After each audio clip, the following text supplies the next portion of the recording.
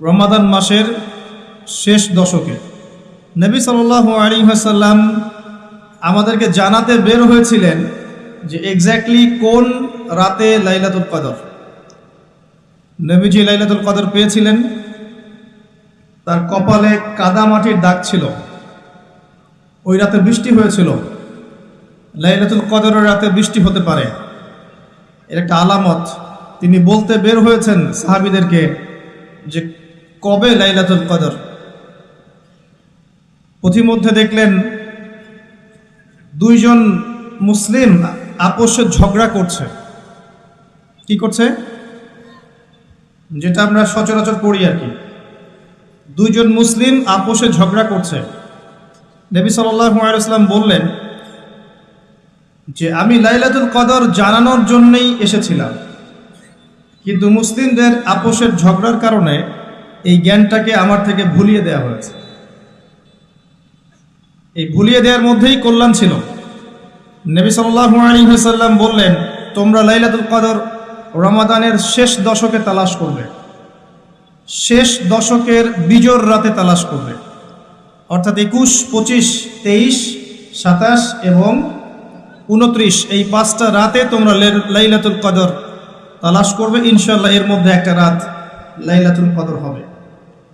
এই রাত যে পেয়ে যাবে, 1000 মাস ইবাদত করলে যে নেকি হয়, এই এক রাত ইবাদত করলে সেই নেকি হবে ইনশাআল্লাহ। লাইলাতুল কদরি খায়রুম মিন আলফি শাহর। এবং এই রাতে কি হয়? তানাজ্জালুল মালায়েকাতু ওয়ার রূহু ফিহা বিইذনি রাব্বিহিম মিন কুল্লি আমর। এই রাতে ফেরেশতা মণ্ডলী আসমান থেকে নেমে আসেন পৃথিবীতে, এবং তাদের সর্দার হচ্ছেন জিবরাইল আলাইহিস সালাম। কি নিয়ে নেমে আসেন? প্রত্যেকটা বিষয়ের ফয়সালা নিয়ে। অর্থাৎ এই এক বছর কি হবে আপনার সাথে, এটা লাইলাতুল কদরের মধ্যে ফিক্স করা হয়। মানুষের তাকদীর 3 দফায় লেখা হয়। কয় দফায়? প্রথম দফা হচ্ছে আসমান এবং জমিন সৃষ্টি করার 50,000 বছর আগেই আমাদের তাকদীর লেখা হয়ে গেছে। আসমান জমিন সৃষ্টি করার 50,000 বছর আগেই আপনার আমার তাকদীর লেখা হয়ে গেছে। এরপর মায়ের গর্ভে যখন সন্তানের রূহটা আসে, 4 মাস 10 দিন বয়স বাচ্চা, তখন আল্লাহর পক্ষ থেকে একজন ফেরেশতা আসেন, রূহ নিয়ে আসেন। রূহটা কি? রূহ মানে কি? সায়েন্সকে জিজ্ঞাসা করেন রূহ মানে কি, বলতে পারবে? ওয়ায়াসআলুনাকা আনির রূহ, তারা তোমাকে রূহ সম্পর্কে জিজ্ঞাসা করে। কুলির রূহু মিন আমরি রাব্বি, রূহ হচ্ছে তোমার রবের আদেশ মাত্র, আদেশ। ব্যাখ্যা করতে পারবে না, কঠিন না তরল না বায়বীয়। আল্লাহর হুকুমে এসেছে, আল্লাহর হুকুমেই চলে যাবে, কোনো কারণের দরকার নাই। আল্লাহ যদি বলেন কুন ফায়াকুন, এর নাম রূহ। তারা তোমাকে রূহ সম্পর্কে জিজ্ঞাসা করে। কুলির রূহু মিন আমরি রাব্বি, বলো যে রূহ তোমার রবের আদেশ মাত্র। ওয়া মা উতীতুম মিনাল ইলমি ইল্লা কালিলা, রূহ সম্পর্কে তোমাদেরকে বেশি জ্ঞান দেয়া হয়নি। তো এই রাতে যখন মালায়েকার পক্ষ থেকে আল্লাহ পাক রূহটা পাঠিয়ে দেন মায়ের গর্ভে, মালায়েকা ফুঁকে দেন, তখন বাচ্চা নড়াচড়া শুরু করে, বাচ্চার হার্টবিট পাম্প করা শুরু করে। তখন ফেরেশতা লিখে দেন তার হায়াত, তার রিজিক, সে সৌভাগ্যবান না দুর্ভাগ্যবান, এবং তার পরিণতি কী হবে লিখে দেয়া হয়। দ্বিতীয় দফায় তাকদীর লেখা হয়। প্রথম দফায় কোথায়? আসমান জমিন সৃষ্টির 50,000 বছর আগে লাউহে মাহফুজে লেখা হয়ে গেছে।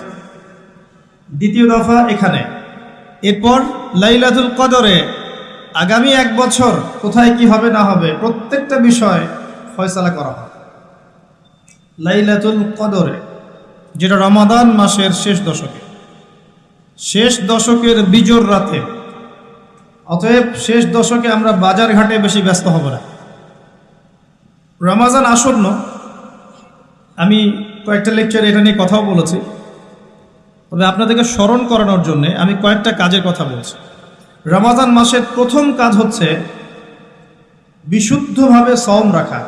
শুধু খাবার ছেড়ে দেয়া, পানাহার ছেড়ে দেয়া, স্ত্রী সহবাস ছেড়ে দেওয়ার নাম রোজা নয়। এই কথাটাকে হজম করতে শেখেন।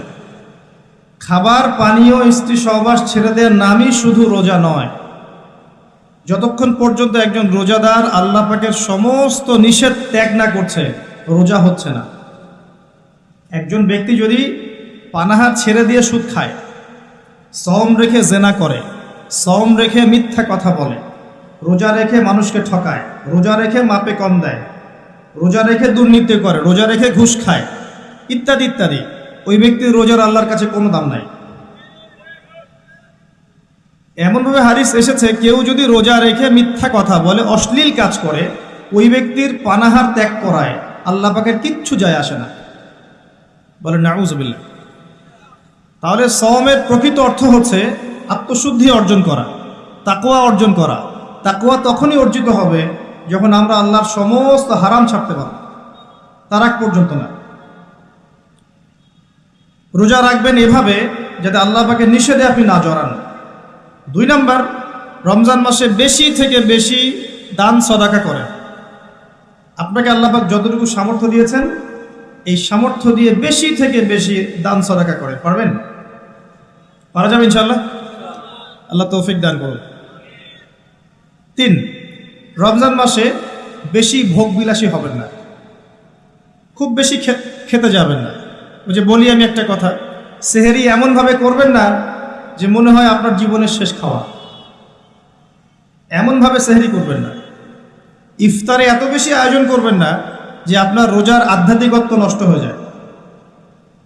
কাজগুলো একটু কঠিন, কিন্তু প্রবৃত্তিকে নিয়ন্ত্রণ না করতে পারলে আত্মশুদ্ধি আসে না। যার সামনে অনেকগুলো খাবার দেয়া হয়েছে এবং সে ক্ষুধার্ত, যদি এখানে সে সবর করতে পারে, বুঝবেন তার প্রবৃত্তির উপর তার নিয়ন্ত্রণ আছে। কথা বুঝতে পারছেন? এই ব্যক্তির সামনে যদি একটা সুন্দরী নারীকে দেয়া হয়, নগ্নভাবে দেয়া হয়, বলা হয় জেনা করো, এই ব্যক্তির জন্য জেনা থেকে দূরে থাকা সহজ, কারণ সে তার প্রবৃত্তিকে নিয়ন্ত্রণ করতে পেরেছে।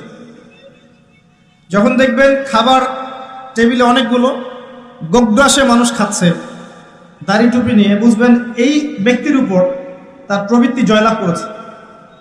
প্রবৃত্তির উপরে নিয়ন্ত্রণ নাই। আগে পেটকে নিয়ন্ত্রণ করতে হয়। মুসলিমদের ভুঁড়ি থাকে নাকি? মুসলিমদের ভুঁড়ি থাকা সুন্নত। কোন মুজাহিদ সাহাবীর ভুঁড়ি ছিল?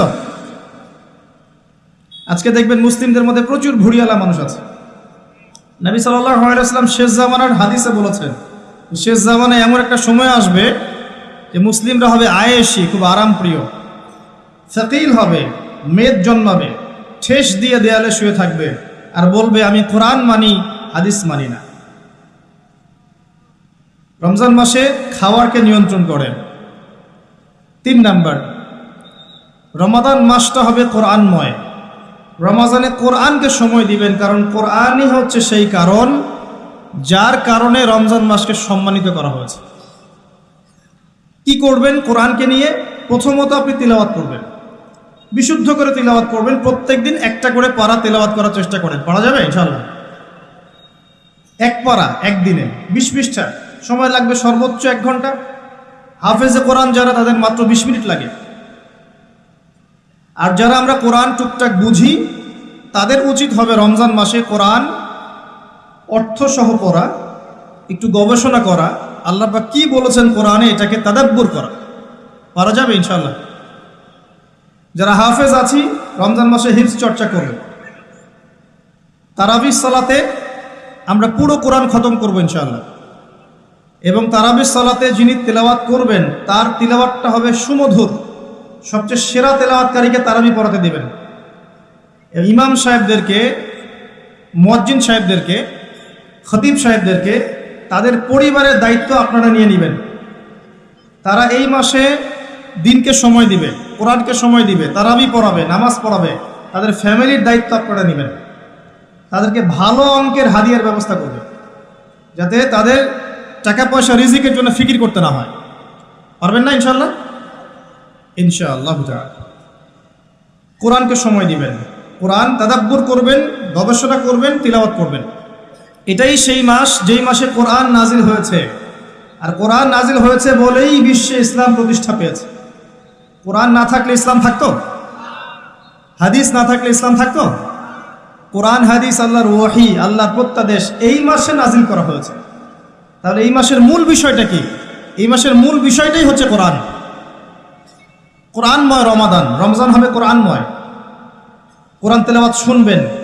যারা বিভিন্ন অফিসে আছেন, আদালতে আছেন, ব্যাংকিং সেক্টরে আছেন, ড্রাইভিং করছেন, হোটেলে বসে আছেন ইত্যাদি, যে যে প্রফেশনে আছেন, শুরুতেই কোরআন তেলাওয়াত দিয়ে শুরু হবে। কোরআন তেলাওয়াত ছেড়ে দিবেন, কোরআন তেলাওয়াত বাঁচতে থাকবে, আপনি কাজ করবেন। কোরআনময় রমাদান, যেখানে যাবেন সেখানে কোরআন।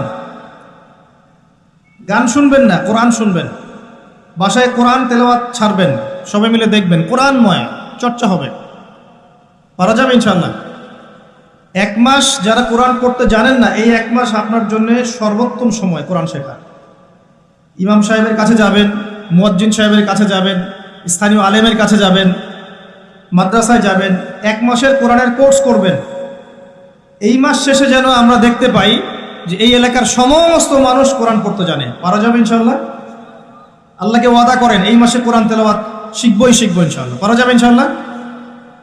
আল্লাহ পাক আপনাকে প্রত্যেক হরফে 10টা নেকি দিবেন ইনশাআল্লাহ। আলিফ লাম মিম বলবেন 30 নেকি হবে ইনশাআল্লাহ। এই কোরআন আপনার পক্ষে সাক্ষী দিবে ইনশাআল্লাহ। এই কোরআন পরকালে আপনার পক্ষে সাক্ষী দিবে ইনশাআল্লাহ। আল কোরআন হুজ্জাতুন লাকা ওয়া আলাইকা, আপনার পক্ষে সাক্ষী দিবে অথবা বিপক্ষে সাক্ষী দিবে। কোরআনের মাধ্যমে আল্লাহ আপনার সম্মান বাড়াবে ইনশাআল্লাহ। আপনার হায়াতে বরকত হবে, রিজিকে বরকত হবে, আপনি কম অসুস্থ হবেন ইনশাআল্লাহ। অসুস্থ হলেও কোরআন তেলাওয়াতের মধ্য দিয়ে আপনি শেফা পাবেন ইনশাআল্লাহ। আল্লাহ পাক বলেছেন না, ওয়া নুনাজ্জিলু মিনাল কুরআন মা হুয়া শিফাউন ওয়া রাহমাতুল লিল মুমিনিন। আমি কোরআন নাজিল করেছি, এই কোরআনে মুমিনদের জন্য শেফা আছে, আরোগ্য আছে এবং দয়া আছে, রহমত। অন্য আয়াতে আল্লাহ বলেছেন হুদাল লিন্নাস, এটা পুরো মানব জাতির জন্য হেদায়েত। ওয়া বুশরা লিল মুসলিমিন, মুসলিমদের জন্য সুসংবাদ। তিবিয়ানান লিকুল্লি শাই, প্রত্যেকটা বিষয়ের ব্যাখ্যা। লা রাইবা ফিহ, কোনো সন্দেহ নাই। এগুলো আল্লাহ পাক বলেছেন না। আল্লাহর কিতাবকে মূল্যায়ন করতে না পারলে শুধু স্লোগান দিয়ে আল কোরআনের আলো ঘরে ঘরে জ্বলবে না। শুধু গলা ফাটায় স্লোগান দিলে হবে না যে আল কোরআনের আলো ঘরে ঘরে জ্বালো, হবে? প্রত্যেকটা ঘরে একটা করে কোরআনওয়ালা মানুষ তো লাগবে, লাগবে না? আমাদের প্রত্যেকের ঘরে কি একটা করে কোরআনওয়ালা মানুষ আছে? প্রত্যেক সদস্য কোরআন তেলাওয়াত করতে পারে? তাহলে কেমন করে কোরআনের আলো ঘরে ঘরে জ্বলবে আমাকে বুঝান। এই চেয়ারে এসে বসেন, বসে বুঝান, আমি ওখানে বসে শুনি। আমাকে বুঝান কিভাবে কোরআনের আলো ঘরে ঘরে জ্বলবে। কোরআন তেলাওয়াত করতে উৎসাহিত করতে হবে, তেলাওয়াত শেখাতে হবে, এর কোর্স চালু করতে হবে, ঘরে ঘরে কোরআন ঢুকাতে হবে, অমুসলিমদের ঘরেও কোরআন ঢুকাতে হবে। অমুসলিমদের ঘরে কোরআন না ঢুকালে অমুসলিমরা আপনার ঘরে অন্য গ্রন্থ ঢুকাই দিবে। আস্তে আস্তে দেখতেছেন না কি অবস্থা হচ্ছে? দিন দিন মানুষ অন্য ধর্মাবলম্বী হয়ে যাচ্ছে। আপনাদের এলাকায় নাই? পার্বত্য এলাকায় নাই? উত্তরাঞ্চলে নাই? দেশের বিভিন্ন প্রান্তে গিয়ে দেখবেন দিন দিন মানুষ বিধর্মী হয়ে যাচ্ছে।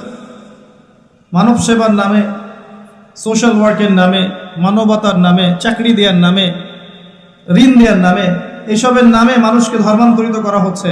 আর মুসলিমরা দিন দিন হয়ে যাচ্ছে খ্রিস্টান হচ্ছে, কেউ বুদ্ধিস্ট হচ্ছে, কেউ অন্য ধর্ম হচ্ছে, কেউ শিয়া হচ্ছে, কেউ কাদিয়ানি হচ্ছে, দিন দিন হচ্ছে।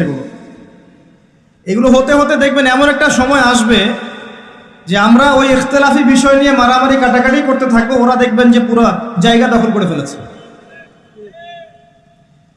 জানি না কবে আমাদের বোধোদয় হবে, কবে আমরা বুঝবো যে আমাদের মূল জিনিসটা হচ্ছে ইসলাম, কোরআন, সুন্নাহ, জামাআহ এবং ঐক্য। ইসলাম না থাকলে আমরাও টিকবো না। যখন ইসলাম থাকবে না তখন আমরাও টিকতে পারবো না। ইসলাম আছে বলেই আমরা টিকে আছি। আর আমরা যদি আল্লাহর পক্ষ থেকে যে দায়িত্ব আমাদেরকে দেওয়া হয়েছে দ্বীনের রক্ষণাবেক্ষণ, এটার দায়িত্ব আমরা পালন না করি, আল্লাহ পাক অন্য জাতিকে এই জায়গায় নিয়ে আসবেন, আমাদেরকে সরিয়ে দিবেন। এটা কি ঠাট্টা মশকরা মনে করছেন? আল্লাহ পাক কোরআনে বলেছেন ওয়া ইন তাতাওয়াল্লাউ, সূরা মুহাম্মদ পড়ে দেখেন, ওয়া ইন তাতাওয়াল্লাউ, তোমরা যদি মুখ ফিরিয়ে নাও, ইস্তাবদিল কওমান গায়রাকুম, আল্লাহ পাক অন্য কওমকে তোমাদের জায়গায় নিয়ে আসবেন। সুম্মা লা ইয়াকুনু আমসালাকুম, তারা তোমাদের মতো অপদার্থ হবে না। আল্লাহ পাক আমাদেরকে বোঝার তৌফিক দান করুন। আসলে ভাই লম্বা চওড়া আলোচনা করে লাভ নাই, মূল কথা কিন্তু খুব অল্প। মূল কথাটুকু যদি আপনারা বুঝতে পারেন, আমি বুঝাতে পারি, বলবো যে আজকের মাহফিল সফল।